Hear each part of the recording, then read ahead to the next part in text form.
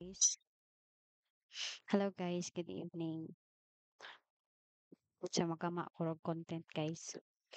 Um, nice kayo among topic. So, from my students, we talk about digital diplomacy. So, um,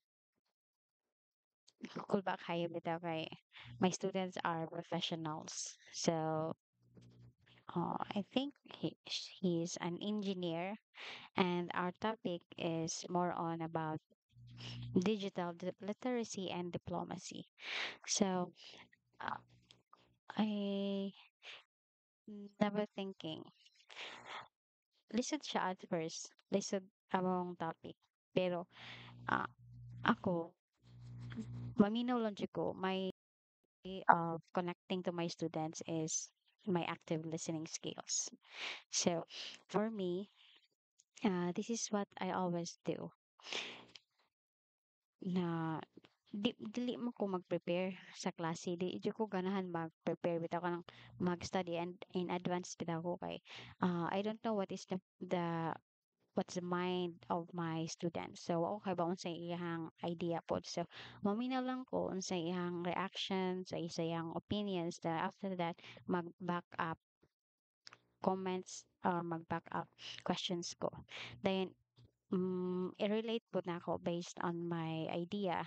So, with that, I can build connection to my students. So, in our topic today, talking about digital diplomacy, um, na-touch ka, I was touched for his idea.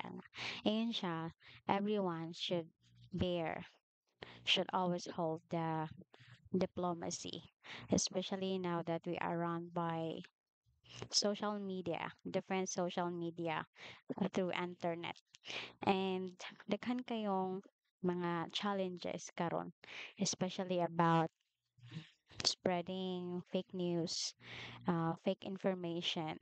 And as netizens, people always, um,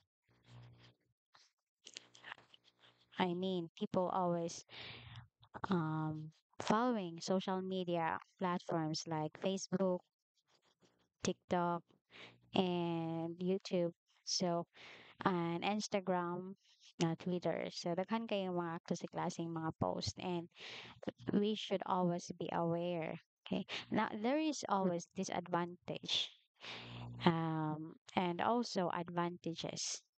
But usually, ang nakanindot sa atong panahon karon is when we will gonna use the digital platform and to um, having efficient and effectivity. Paano itong useful sa mga tao?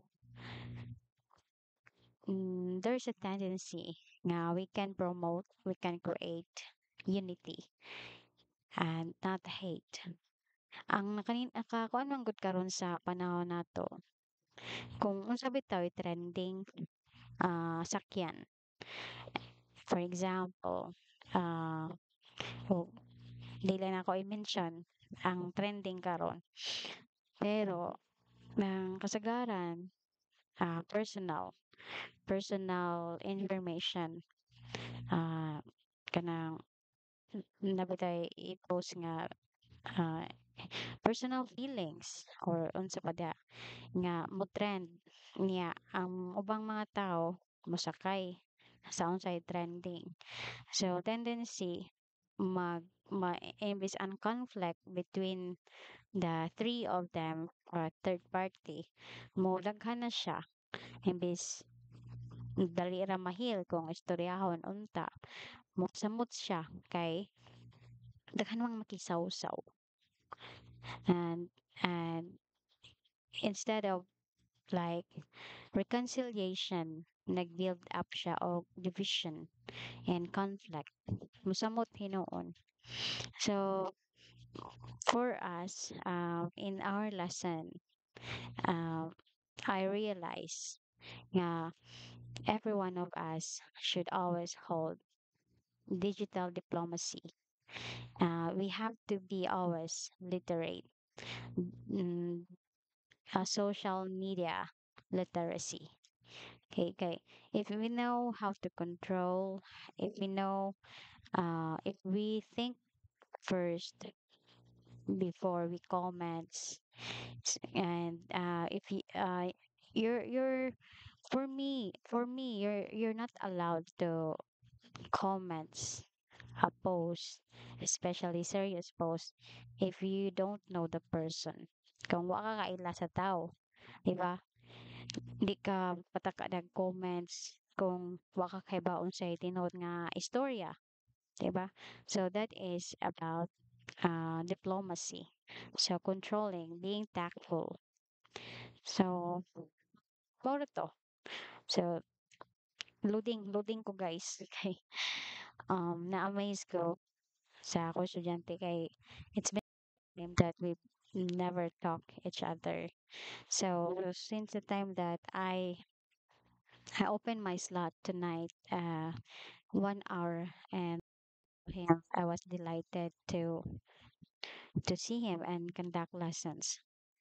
So that's all, guys. Thank you and good evening. Good night, everyone. Keep safe.